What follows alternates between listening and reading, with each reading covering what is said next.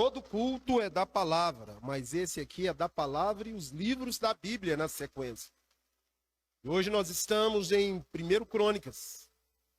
E muitos não conseguem nem ler o início de Crônicas, porque é uma genealogia sem fim. E muitos não entendem por que o autor de Crônicas escreve essa grande genealogia. Primeiro livro de Crônicas, o autor é possivelmente Esdras. Não se tem a certeza, porque ele é um livro escrito pós-exílio. Quando o povo saiu do exílio e estava voltando para Jerusalém, que estava em ruínas, completamente destruída, porque aquele povo, chamado para ser o povo de Deus, não obedeceu o Senhor, andou segundo os costumes dos deuses desse mundo, e mesmo Deus enviando profetas, não deram ouvidos, foram para o exílio. E agora estavam voltando do exílio, reconstruindo a cidade. E o autor do livro de Crônicas, se for Esdras, como alguns dizem, ele vai relatar a história. Pastor, é a mesma coisa do primeiro Reis? Não é. Porque o livro de Crônicas foca em algo bem interessante.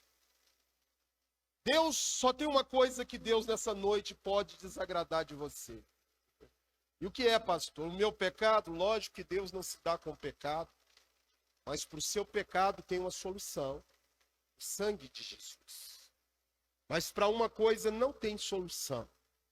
Abre comigo Hebreus 11:6, eu vou voltar no livro de Crônicas, eu estou lendo isso para você entender o contexto do livro. Em Hebreus 11:6, diz que sem fé é impossível agradar a Deus. Porque aquele que se achega a Deus tem que crer que Ele existe e é galardoador dos que o buscam. Agora, o que é fé?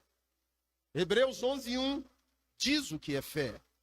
É a certeza daquilo que se espera e a convicção de algo que não se vê. E o escritor do livro de Crônicas escreveu na certeza daquilo que ele esperava e a convicção daquilo que aquele povo não estava enxergando.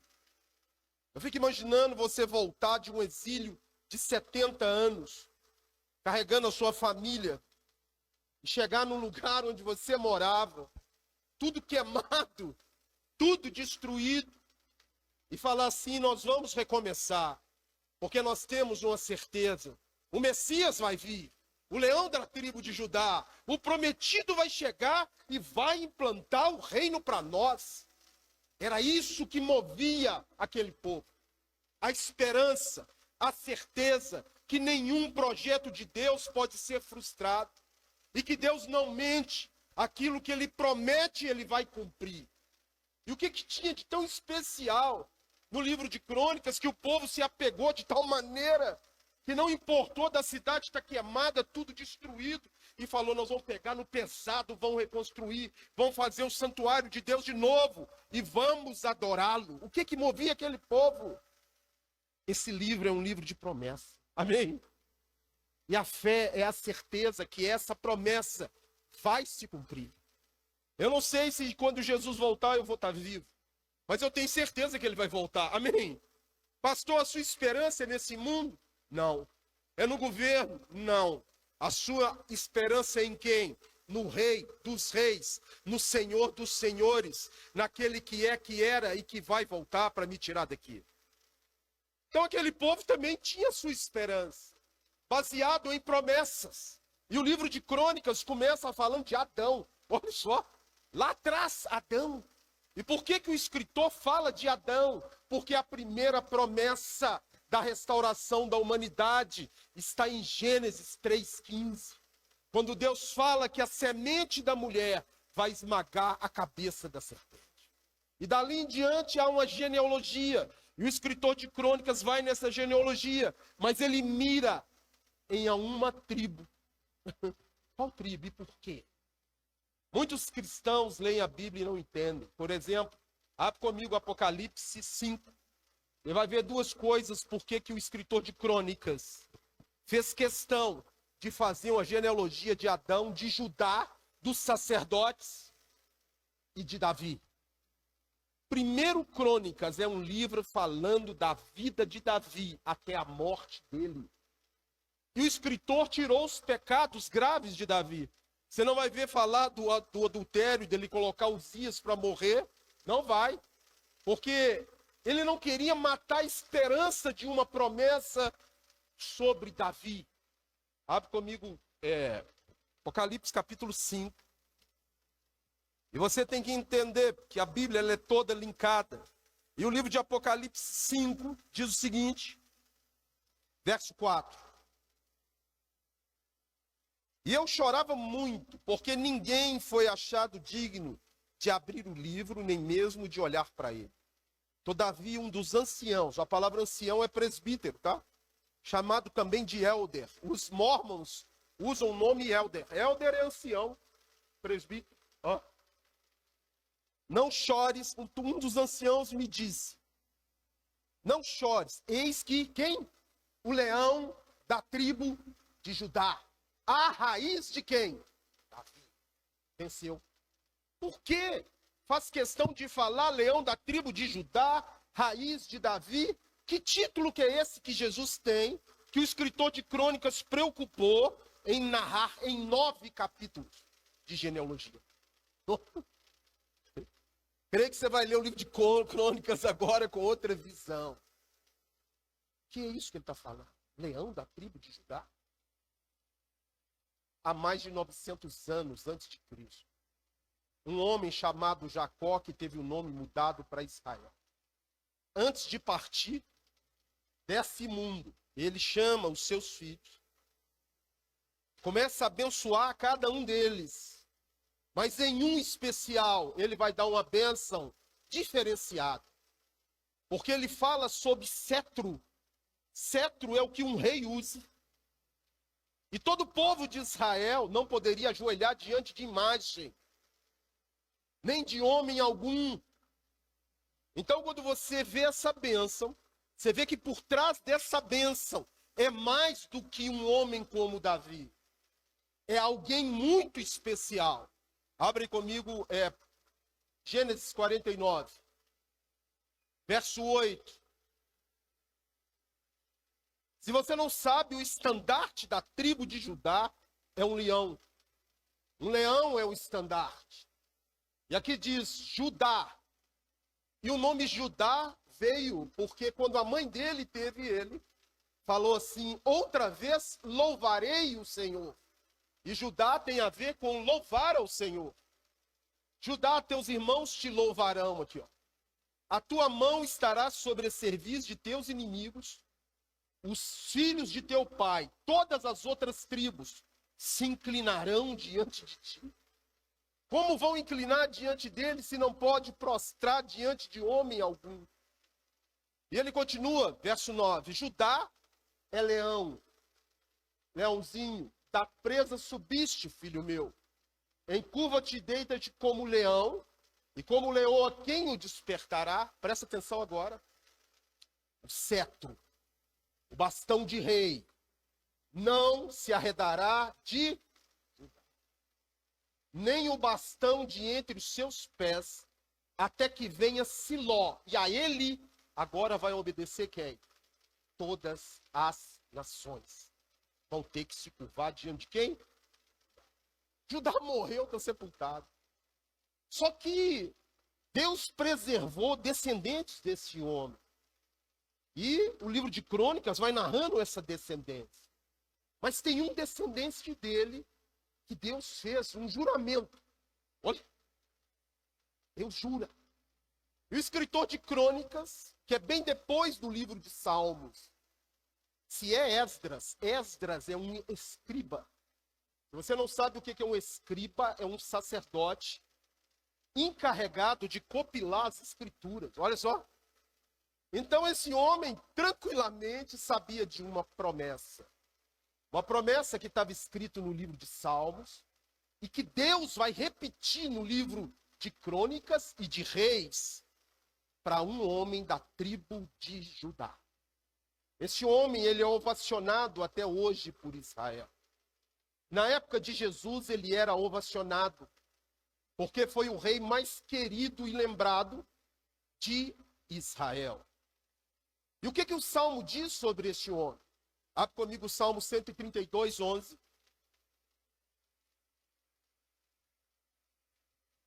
Que Deus jurou a ele. E esse homem tem um nome bonito. Davi significa amado. O nome significa amado. O Senhor jurou ao seu amado. Com firme juramento, e dele não se apartará. Um rebento, um descendente, fala a raiz de Davi. O quê? Raiz. Da sua carne farei subir para o teu trono. Continua. Se os teus filhos guardarem a minha aliança e o testemunho que eu lhes ensinar, também os teus filhos se assentarão para sempre no teu trono. E o escritor de Crônicas, além de conhecer o Salmo, Deus ele repete promessas. Ele confirma a sua promessa. Quando Jesus diz que vai voltar sobre as nuvens, não é a primeira vez que está escrito isso na Bíblia. Como se fosse uma novidade, ó, eu sou Jesus, agora eu vou revelar uma coisa para vocês. E vou voltar sobre as nuvens. 600 anos antes de Jesus nascer, um profeta falou que ele voltaria sobre as nuvens. E todo olho ia ver. Ele voltaria. Abre aí comigo Daniel, capítulo 7. Então as promessas se repetem no livro.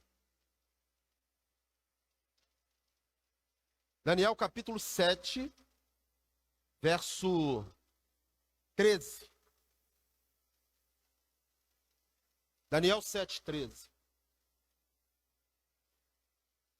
Eu estava olhando nas minhas visões da noite, e eis que vinha com as nuvens do céu como filho do homem, e dirigiu-se ao ancião de dias, e o fizeram chegar até ele. Isso está escrito em Mateus 24, 31. Põe aí, vê se é 31 ou 30. Não, 30. A mesma coisa. Eu estou te falando de um homem que escreveu 600 anos antes de Jesus nascer, e Jesus confirma essa profecia que ele vai voltar dessa maneira. Então, você pode saber que Esdras conhecia o Salmo, Esdras conhecia a história dos reis de Israel, e Esdras sabia de uma promessa poderosíssima. Uma promessa que os judeus aguardam até hoje, tá? Infelizmente, Deus cegou eles para não reconhecer a raiz de Davi, o descendente de Davi, que está sentado no trono como rei, como sumo sacerdote, que é bendito eternamente e que vai voltar, é Senhor dos senhores, Rei dos reis. Abre comigo 1 Crônicas, capítulo 17. Você fala como é que Davi conseguiu pecar com tamanha intimidade com Deus. Mas eu quero te falar uma novidade. Né? Davi era um rei de Israel que foi ungido. Mas Davi não recebeu a adoção de filhos. Você recebeu. E me fala como é que você consegue pecar com Deus morando dentro de você, então. Antes de jogar pedra no Davi, falar como é que ele conseguiu. Como que um crente consegue viver na prática do pecado? Deus morando dentro dele. Fala para mim. Uma coisa é Deus no papel, tem que ler aqui, ó, não faça. Outra coisa é o Espírito Santo te conduzindo, falando para você, não faça isso. Então a história de Davi é um homem segundo o coração de Deus, pecador como eu e você. Mas eu vou te falar, ele vai ter que levantar para receber a adoção de filho. Você já recebeu, da glória a Deus. Aqui em 1 Crônicas 17, verso 11. Olha o que Deus fala para ele. Há de ser quando teus dias se cumprirem, e tiveres de ir para junto de teus pais, então farei levantar depois de ti o teu descendente. Vou fazer levantar o seu descendente, que será dos teus filhos, e estabelecerei o seu reino. Este me edificará a casa, e eu estabelecerei o seu trono para sempre. O trono é quando? Quanto que vai durar o trono dele? Eu lhe serei por pai e ele me será por filho. A minha misericórdia não apartará dele, como a retirei daquele que foi antes de ti, mas o confirmarei na minha casa e no meu reino para sempre, e o seu trono será estabelecido para sempre. Eu fico pensando, eles devem ter falado de Salomão. Não. Salomão caiu do trono, o filho dele redividiu o reino. Ele está falando de alguém muito maior do que Salomão. E ele está falando de uma casa muito maior do que o templo de Salomão. No templo de Salomão havia o Santo dos Santos, todo folheado a ouro, todo de ouro. Só para você ter uma noção, tudo ouro, dinheiro, podre de rico. Salomão fez o que fez, aprontou o que aprontou contra o Senhor. Mas há um sumo sacerdote, um rei, muito maior do que Salomão. E ele está cumprindo essa profecia. O que eu acho interessante é que outro profeta, antes do livro de Crônicas, escreveu sobre esse descendente de Davi. Abre comigo Zacarias capítulo 6, verso 12. E agora o que eu acho interessante é que Zacarias vai dar nome para ele. Vai dar um nome.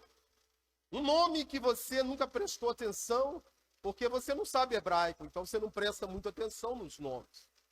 Mas aqui diz Zacarias, e diz-lhe, assim diz o Senhor dos Exércitos, eis aqui o homem cujo nome, chamou ele de renovo, e diz que ele vai brotar do seu lugar e edificará, o quê? Você acabou de ler a profecia, que o descendente de Davi vai construir o quê? Fala, o templo. Continua. E o reino dele não vai passar. Continua. Ele mesmo, ele, o renovo, vai edificar o templo. Será revestido de glória, assentar-se-á no seu trono e dominará e será. Será duas coisas. Sacerdote no seu trono e rei. Aí eu te pergunto, imagina um judeu com essa profecia. O que ele está esperando? Guerreiro. Estou esperando um homem de espada como Davi. Estou esperando um homem que lidere exércitos. Estou esperando um homem que vai edificar a casa de Deus. Eu estou esperando um homem que vai implantar o reino de Deus na terra. E eles aguardavam esse homem com fé. E até hoje aguardam. Vou te falar que se as igrejas evangélicas do mundo tivesse 10% da fé de um judeu, Jesus já tinha voltado. Se você chegar em Jerusalém, nós vamos lá, amém? Vamos lá? Tem o muro das lamentações. Aí você chega naquele muro, você vê eles assim, de preto. Você fala, o que é isso? Pô? 24 horas, de manhã, de tarde, nevando, chovendo. Aí tem gente, não desiste de orar. A profecia de 1 Reis 8:38, toda oração que fizer ali, Deus vai escutar. O que eles estão fazendo lá? Pedindo a Deus para dar para ele o Messias, para construir o templo, para eles poderem adorar a Deus e reinar na terra. Até hoje, em cima dessa profecia, eles aguardam o Messias descendente de Davi. Hoje você fala de volta de Jesus em igreja, eu acho que ninguém... né? Será que vai? Está longe, né? Vamos tocar a nossa vida do jeito que está, vamos preocupar com a nossa vida aqui, vamos largar tudo para lá. Coisa de Deus é mais ou menos. O que importa é o mundo. Mas eu quero dizer, tão certo quanto o ar que eu respiro, os escritores desse livro, é impossível escrever esse livro se não for através do Espírito Santo. Jesus Cristo vai voltar e você tem que estar preparado. Amém?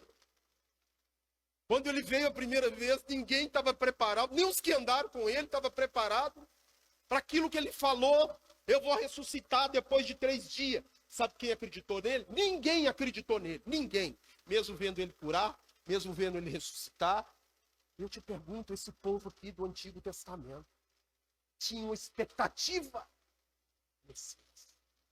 Nós estamos tudo arrebentados, mas não tem problema. Nós acreditamos vai brotar um descendente de Davi e ele vai restaurar tudo para nós. O templo está em ruínas, tocaram fogo no templo. Mas ele vai reconstruir um templo muito maior do que esse e nós vamos adorar. Você sabe que Herodes tinha adorador, tinha partidário de Herodes? Tinha gente que achava que Herodes é o Messias, porque ele construiu um templo em 46 anos. O interessante é que parece que Jesus foi contra essas profecias, porque Jesus falou algo que não é para construir o templo, mas que o templo seria destruído. E quando você prega para alguém em Jerusalém e fala Jesus é o Messias, ele fala, não. O Messias está escrito lá em Zacarias 6,12, e a palavra renovo é nazareno. Se você não sabe, a profecia de Mateus, quando diz assim, ele foi morar numa cidade chamada Nazaré, para ser conhecido como Nazareno, como está escrito nos profetas, e você não vai achar a palavra Nazareno nos profetas, porque Nazareno é uma forma grega, não hebraica, da palavra broto ou renovo. Então ele veio e destruiu o templo. Falou, o templo vai ser destruído. Abre aí Mateus 24:2. E o rei morreu, como é que pode? Ele é o rei que vai reinar eternamente, mas ele morre hincado numa cruz.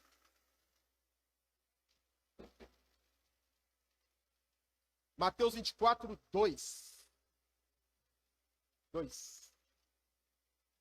Não vedes tudo isso? Está falando do templo. Em verdade vos digo que não ficará aqui pedra sobre pedra que não seja derrubada. Aí um judeu pega o Novo Testamento e fala, primeiro, destruiu o templo. Segundo, por isso agora você vai entender porque tinha uma placa em cima da cruz, escrito, este é o rei dos judeus. Em latim, em grego e em hebraico, este é o rei dos judeus. Tipo aí, ó, ele não está falando que é o descendente de Davi, ele não está falando que é o rei, pois colocamos nele uma coroa de espinho, e ele morreu. Isso está em Israel, porque Deus cegou o entendimento. Mas a profecia não pode falhar. Como então o Messias, descendente de Davi, vai ser rei e vai construir o templo? Será que Jesus vai voltar? Você sabe que a profissão dele era construtor, né? Trabalha com pedra. Será que ele vai voltar?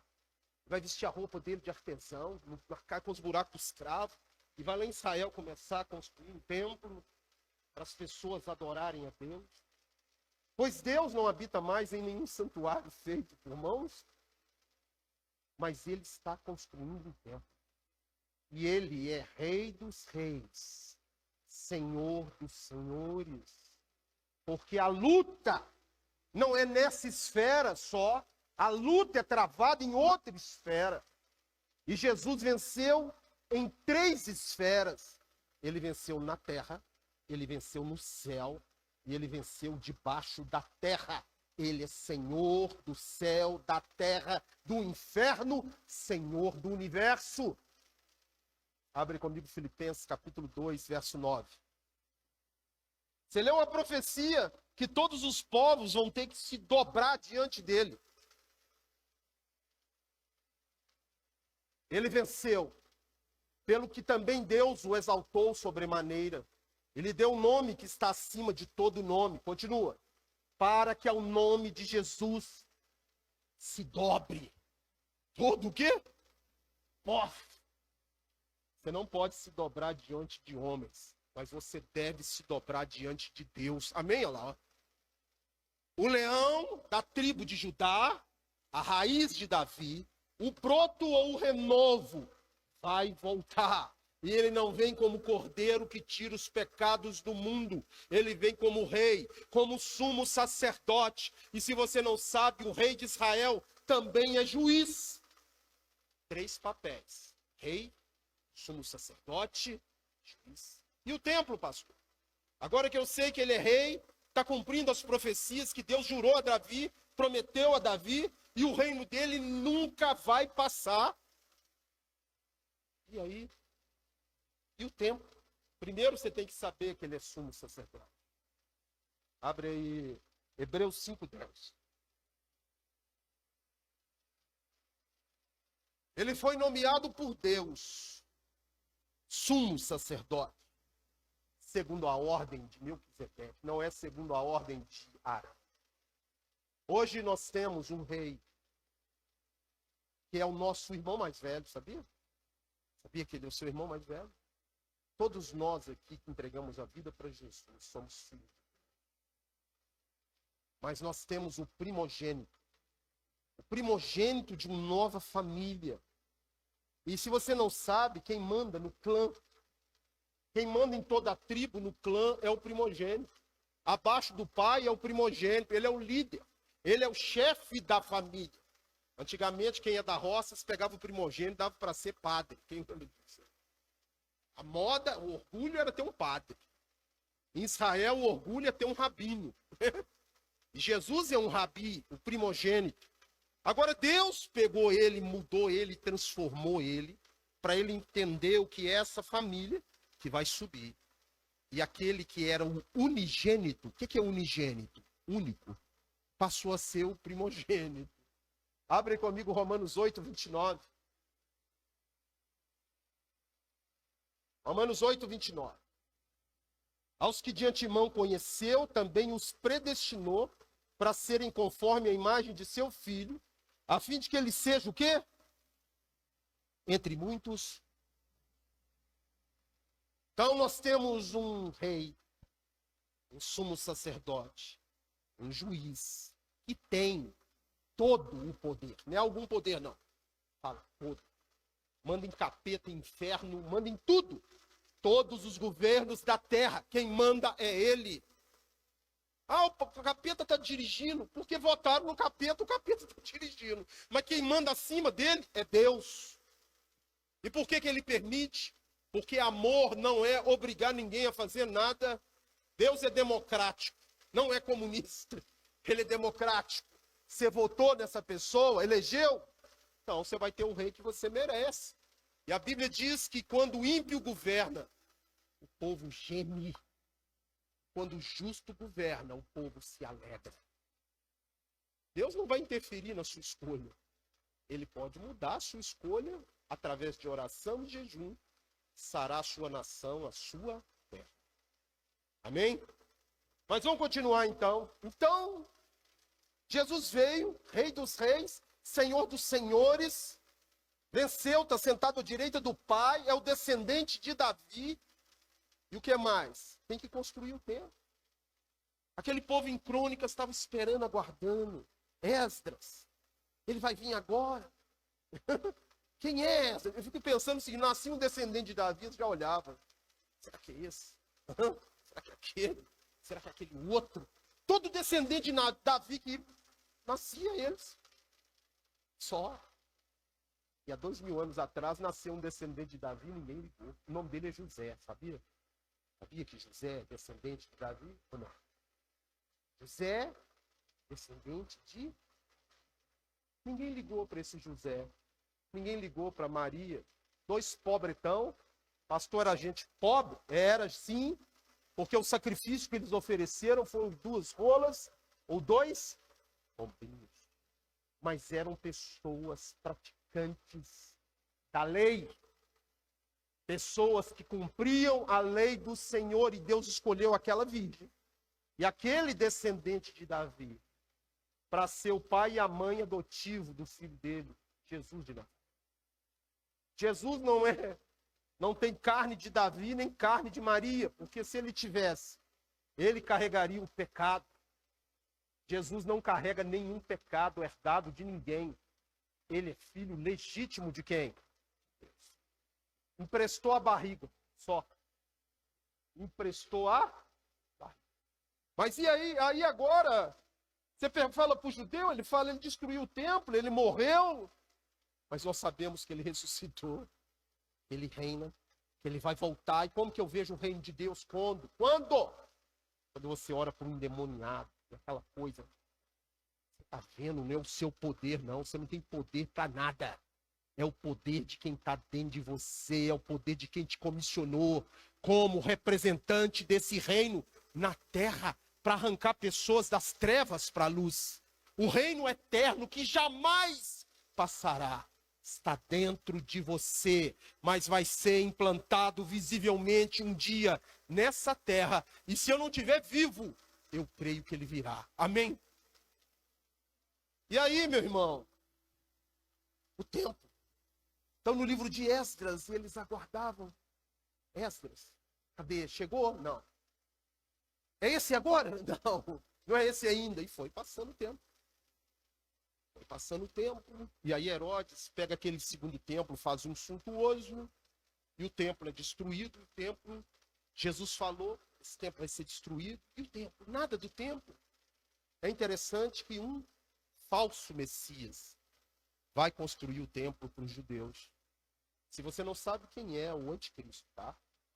O primeiro homem que conseguir autorização para construir o terceiro templo é o anticristo. Ele tem que cumprir a profecia de Zacarias para dizer que ele é o Cristo. Mas Jesus está construindo um templo. E esse templo não é feito de tijolo, de pedra, de barro. Abre comigo, 1 Pedro capítulo 2, verso 4. Pedro diz, chegando-vos a ele, a palavra pedra, rocha é cabeça sustentável. Cristo é a rocha que vive, rejeitada sim pelos homens, mas para com Deus eleita e preciosa. Continua. Também vós mesmos, como pedras que sois edificado o templo. Quem é o templo? Olha para o irmão, você. E a igreja é um templão. Amém? E todos os cristãos, as pessoas que morreram em Cristo, ele está construindo uma cidade. Você já pensou? De pedra viva. Para a habitação de Deus no Espírito. Para ser de sacerdócio santo. O construtor está edificando. O Messias, o rei, o prometido, o ungido, o descendente de Davi está edificando casa, templo, para ser de sacerdócio santo, a fim que você ofereça sacrifício espiritual agradáveis a Deus por intermédio de Jesus Cristo. Pastor, a Bíblia mostra esse templo pronto? Mostra só o templo, não. Mostra a cidade inteira pronta. Mostra uma cidade de ouro. E tem muito cristão que fala, eu vou não, tô nem aí não, porque quando eu morrer, eu vou andar em rua de ouro. Quem já ouviu isso? Todo mundo, né? Pode ser até um barraco, mas é de ouro. Não quero mansão, não. Tudo é de ouro. Pode ser um cômodo. Para mim tá bom, é de ouro mesmo. E você não sabe que esse cômodo é você, tá? E que esse ouro, para virar ouro, foi purificado com fogo. Tá ouvindo o que eu tô falando? Para você entrar nesse santuário como uma pedra viva que brilha. Sabe por que ouro? Porque brilha. Você consegue olhar para o sol? Não, né? Pois quando Jesus manifestou para Paulo, o olho dele perdeu a vista, porque o brilho é tão forte. Ele ficou cego imediatamente. Pois essa cidade vai brilhar tanto que não existe mais noite. Da glória de Deus. Acabou. O sol sumiu do mapa e essa cidade é a luz. Sabe quem é? Faz parte dessa luz. Fala para o irmão, você faz parte. Pastor, eu achei que era tudo ouro. Nossa, você me desanimou. Ouro para Deus é lixo. Tá ouvindo, não? Você é o tesouro dele. Fala para o irmão, você é o tesouro, não é ouro, não. O que é o tesouro aqui para os homens? É lixo. Jesus não morreu por carro, nem por casa, nem por dinheiro. Morreu para salvar tu e a tua casa. Porque o ser humano é o tesouro máximo de Deus. Será que é mesmo, pastor? Essa cidade, assim? Você está falando que essa cidade sou eu? Eu não, a Bíblia diz. Abre comigo Apocalipse 21, verso 2. Apocalipse 21, verso 2. Vi também o quê? A Nova Jerusalém. Pastor, uma cidade de ouro. Eu tenho meu barracão lá. Meu barracão está feito lá. Eu ralei aqui muito, né? Aqui, ó. Que descia do céu da parte de Deus. Ataviada como o quê? Mas a cidade é a noiva? É, porque a cidade é você. O que é a cidade? O que é a cidade? Adornada para o seu? Apocalipse está todo codificado. Não existe cidade de ouro, o ouro é você. Deus habita em você, Deus quer habitar na sua casa, Deus quer caminhar no meio da igreja dele, porque isso é um protótipo do que vai acontecer na glória. Ó, continua. Então ouviu uma grande voz. Quando tem um casamento, o que acontece, sabe? Aquilo que era dois passa a ser um. Então ouviu uma grande voz dizendo: eis, o tabernáculo é casa. Eis a casa de Deus com quem? Deus habitará com eles. Eles serão povos de Deus e ele mesmo estará com eles. Continua. Lhes enxugará dos olhos toda lágrima. E a morte já não... Você crê nisso aqui? Porque aquele povo lá estava na expectativa do Messias. Agora você já está vendo Apocalipse, a visão de João. Ó, a morte já não haverá luto, nem pranto, nem dor, porque as primeiras coisas passaram. Então, com o livro de Crônicas, eu aprendo algo. Esperança, fé, promessa. E mesmo eles não obtendo a concretização, eles morreram na expectativa que um dia iam ver isso. Volta comigo na época de Jó. Jó é depois de Abraão. Depois de Abraão é Jó. E Jó, ele, quando está lá todo lascado, coçando com um caco de telha, leproso, os amigos da onça tudo acusando ele: você tem pecado, olha a sua vida. Ele fala algo que nós temos que aprender. Abre comigo Jó 17, 24.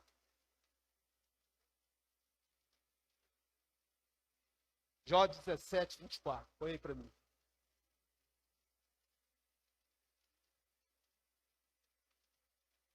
É 17 mesmo? Ok. Põe aí para mim Jó 17, 24. Show não? Não, então não é 17. O cara tá querendo um impossível, né? Deixa eu pegar o versículo aqui. A chave bíblica de vez em quando falha. É Jó 24, 17. Início é Jó. Somente.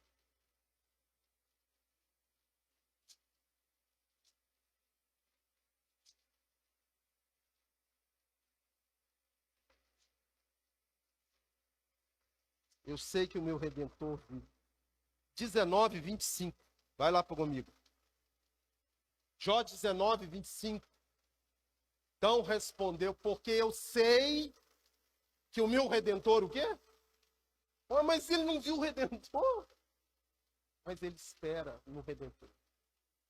E por fim se levantará sobre a terra. E qual que é a sua esperança, Jó? Com os meus olhos, na minha pele, eu vou ver. Pode, estou leproso, estou lascado, perdi tudo. Mas eu sei que o meu Redentor vive. Essa tem que ser a sua esperança.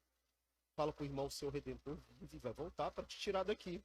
Você está preparado para esse momento? Abre comigo Hebreus capítulo 11, verso 37. Hebreus capítulo 11, você já leu? São os heróis da fé. Tem toda a história de Israel, e você vai ver ali uma genealogia de Davi imensa. Vai falar de Jeremias, de Isaías, dos profetas, dos homens de Deus. E fala assim: foram apedrejados. É interessante que o cristão hoje, ele aguarda aqui na terra só bonança. Não quer prova. Pois o irmão está falando ali que no Amazonas, essa igreja contribui com o missionário do Amazonas. E muitos aqui individualmente contribuem com o mesmo missionário. Eu tenho orgulho de falar isso, né? Espero que seja um valor maior mais adiante, quando melhorar, né? Porque uma igreja que não tem missão morre. Está ouvindo o que eu estou falando? Morre. Igreja que não cuida de pobre, que não tem missionário, morre. Então, ó, essas pessoas, ele falou que um dos pastores que estava lá foi numa tribo indígena pregar, um índio pegou um facão e matou ele. E que essa aldeia, depois que esse homem morreu, o índio foi preso. A aldeia inteira se converteu ao Senhor. Então o diabo, até matando os outros, ele é derrotado. Por quê? Matar um cristão manda ele para a glória mais rápido.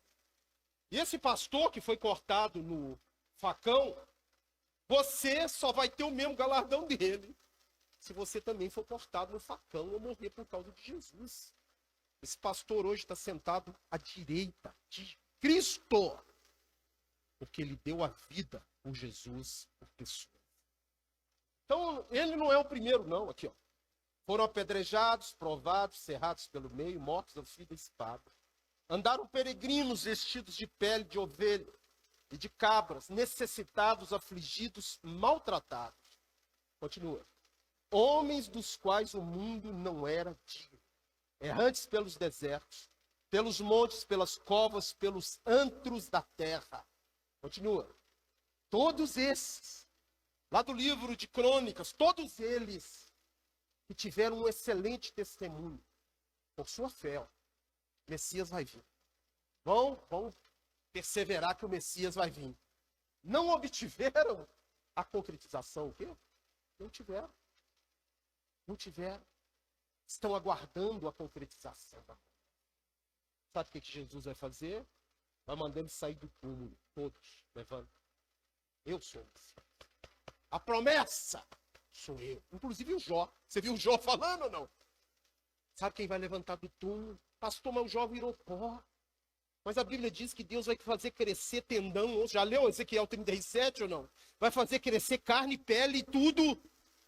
E eles vão olhar para a concretização da promessa. Você não vai ser assim, não. Você já vai entrar no corpo glorificado. Amém? Mas eles têm que falar, esse é o meu Redentor.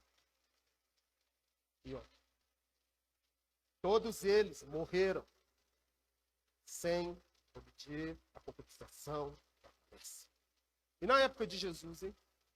Na época de Jesus estava todo mundo do mesmo jeito. Eu estou esperando o filho de Davi. Eu estou esperando ele. Eu estou esperando o rei. E sabe quem acreditou que ele era o filho de Davi? Incrível que pareça, não eram os sacerdotes, não eram os fariseus, os saduceus. Pessoas necessitadas, pessoas descartadas, quando viram ele, falaram, esse é o meu filho. Quando ele curou um cara, tirou o demônio de um rapaz surdo e mudo, falou, esse aí é verdadeiramente filho. Porque até aquela data, para arrancar um demônio de uma pessoa, o demônio tinha que falar o nome. Isso é cultural deles, tá? Qual que é o seu nome? Não sai. Como que um mudo, um surdo vai falar o nome? Não tem jeito. Somente o Messias, filho de Davi, era capaz de expulsar um demônio de uma pessoa surda e muda. Quando ele faz isso, a mulher fala, verdadeiramente, este é o filho de Davi. Abre comigo o livro do Evangelho de Marcos. Nós vamos encerrar num outro lascado. E esse lascado aqui não é um lascado qualquer não, tá? Pastor, esse lascado aqui já foi crente. Esse aqui já foi crente. Esse aqui foi crente e se lascou. Mas ele teve a sorte, né, a oportunidade de Jesus passar na porta dele, na frente dele. Esse mesmo Jesus que passou por esse homem está passando aqui agora. E eu não sei como é que você está. Lascado? Não. Estou firme na rocha. Glória a Deus. Abre comigo Marcos capítulo 10, verso 46. E foram para Jericó, quando ele saía de Jericó, juntamente com seus discípulos e numerosa multidão, Bartimeu, cego, mendigo, filho de Timeu, estava sentado à beira do caminho. Primeiro, esse cara aqui tem um nome. A palavra Bar ou Ben é filho. Ben-Hadad, filho de Hadad. Ben-Ur, filho de Ur. Bartimeu, filho de Timeu. Ou seja, ele tinha família, ou teve família, porque ele tinha pai. E aqui continua. E ouvindo que era Jesus o Nazareno, que é Jesus? O que é Nazareno mesmo? Jesus, o renovo, o broto, da cidade do broto, o renovo, pôs-se a clamar: Jesus, filho de quem? Tem compaixão? Pastor, mas você falou que esse cara aqui, ele era um crentex? Vamos ver. E muitos o repreendiam para que se calasse. Mas ele, cada vez, gritava mais: filho de Davi, tem misericórdia. O mais interessante nesse homem é que ele não nasceu cego. Ficou cego. E hoje na igreja, muitos estão cegos. Muitos não vê mais a glória de Deus, não vê mais o filho de Davi na vida deles, não vê mais o filho de Davi no casamento deles, não vê mais o filho de Davi na história deles, na família deles, porque estão cegos. Aqui diz, ó: tem misericórdia de mim. Parou Jesus e disse: chamai-o. Chamaram então o cego, dizendo-lhe: tem bom ânimo, levanta-te, ele te chama. Lançando de si a capa, levantou-se de um salto e foi ter com Jesus. Perguntou-lhe Jesus: que queres que eu te faça? Respondeu o cego: mestre, que eu veja. Torne a ver. Muitos da igreja hoje precisam tornar a ver a família salva, tornar a ver o casamento restaurado, tornar a ver o filho liberto das drogas, tornar a ver, porque aquele que prometeu é fiel e a promessa é para você e para a sua casa. Creia no Senhor Jesus e serás salvo, tu e a tua. Então ficou cego, mendigo.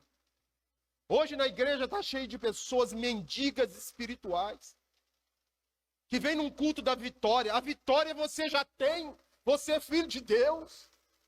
Mas eu quero a minha vitória financeira, só grana. O que Jesus pode me dar nessa igreja? Se não me deu, sai daqui. O que pode me abençoar aqui? Ele já te abençoou. Você é filho de Deus. Toma posse das promessas. Aguarde o seu Salvador, porque ele vai voltar. O seu reino não é desse mundo. Eu quero o culto da vitória. Você está nele. A vitória é você. Amém? A vitória é você saber que esse mesmo que caminhava aqui, diante daquele cego, está aqui através do Espírito. E ele continua dando vista, sabia? Ele continua ressuscitando, ele continua salvando. Ele pode todas as coisas. Vamos nos colocar de pé, vamos. Vamos nos colocar de pé, vamos.